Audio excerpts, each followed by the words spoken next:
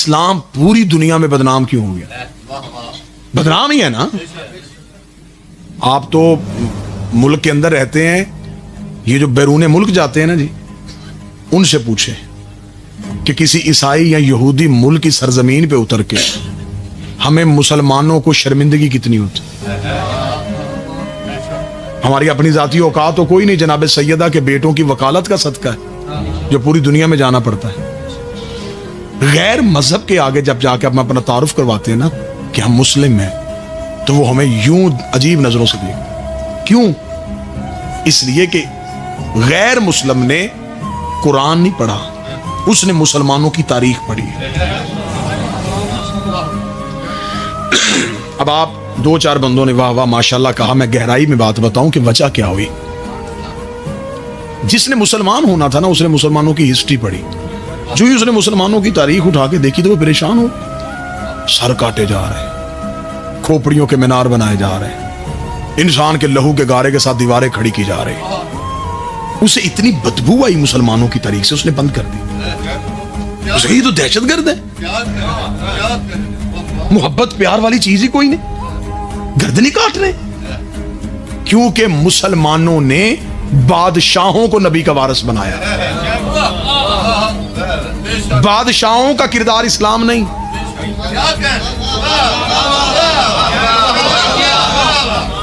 ہمارے بچے school college universities میں اسلامیات پڑھتے ہیں. اسلامیات میں پی ایچ ڈی تک انہیں ایک لفظ پڑھایا جاتا ہے, عروج اسلام, زوال اسلام. میری ابھی تک بات میں یہ سمجھ نہیں آئی کہ وہ اسلام کون سا ہے جسے زوال آیا تھا. بھئی ساری دنیا اللہ کو چھوڑ دے, اللہ کو کوئی کمی آئے گی؟ تو ساری دنیا نہ کلمہ پڑھے, اسلام کو کیا فرق آئے گا؟ تو پھر یہ زوال اسلام کیا ہے؟ عروج اسلام کیا ہے؟ اب مسلمانوں نے تاریخ میں کیا لکھا؟ بادشاہ نے کسی علاقے پہ قبضہ کر لیا, اسے لکھ دیا عروج اسلام. بادشاہ جنگ ہار کے واپس آیا, اسے لکھ دیا زوال اسلام. بادشاہوں کے کردار کو اسلام بنا لیا.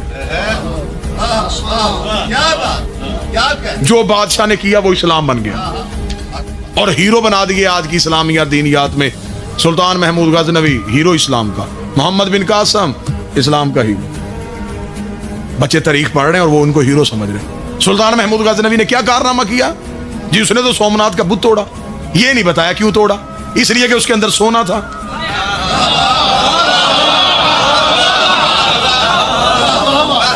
وہ سونا لوٹنے آیا تھا. اگر بت شکن ہوتا تو پہلے شہر کے توڑ کے آتا.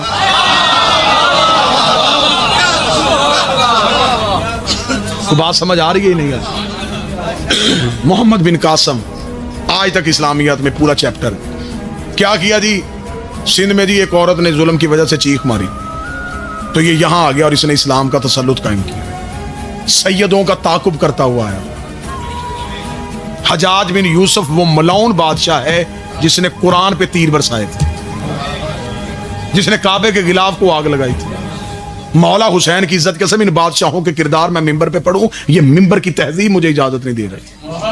کتنے گندے کردار تھے ان بادشاہوں, جنہوں نے اپنے گھر کے اندر شراب کے حوض بنائے ہوئے تھے, جو شراب کے حوض میں پوری رات نہا کے اور صبح کو مسجد میں جا کے مسلمانوں کو فجر کی نماز پڑھاتے تھے. یہ کردار تھے بادشاہوں. یہ بادشاہوں کا کردار اسلام بنا. آج غیر مسلم مسلمان ہونے کے لیے تیار ہے. اگر بچوں کو امامت کا کردار بتایا جاتا, میں دیکھتا ہوں پوری دنیا رسول کا کلمہ کیسے نہیں پڑھتی. مولا حسین کی عزت کی قسم ہے, جہاں جہاں غیر مسلم نے امامت کو پڑھا ہے نا, وہ قائل ہو گئے. میں نے اپنی زندگی میں بے شمار واقعات ایسے کیے. مجھے اچھی طرح یاد ہے, میں ایک دفعہ مجالس کے لیے یورپ کے ایک ٹور میں تھا. تو میں جب گیا تو وہ امیگریشن آفیسر جو ہے اس نے مجھے, جب میں نے اس کا پاسپورٹ اپنا دیا تو اس نے مجھے میری طرف دیکھا. اس نے دیکھ کے مجھے کہا کہ آر یو مسلم, مسلمان ہو تم؟ میں نے کہا. اس نے کہا کس فرقے سے تیرا تعلق ہے, تیرا سیکٹ کون سا ہے؟ میں نے کہا شیعہ. ایسے اس کی نظریں پاسپورٹ تھی, ایسے اس نے اٹھائی. اس نے کہا فالوورز آف حسین.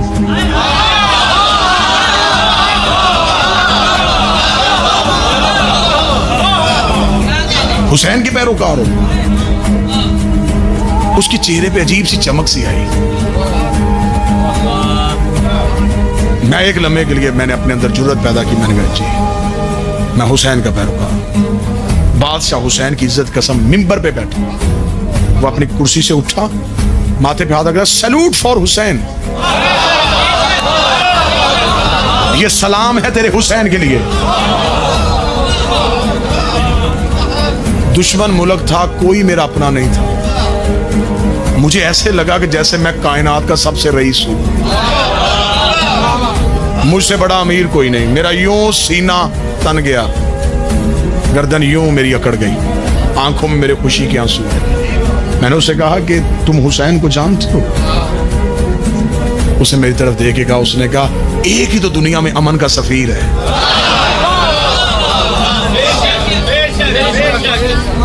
جسے حسین کہتے ہیں. اس نے کہا اس نے گردن کٹوائی ہے, کاٹی نہیں ہے. گردن کاٹنے والے مسلمان نہیں ہیں, گردنیں کٹوانے والے مسلمان.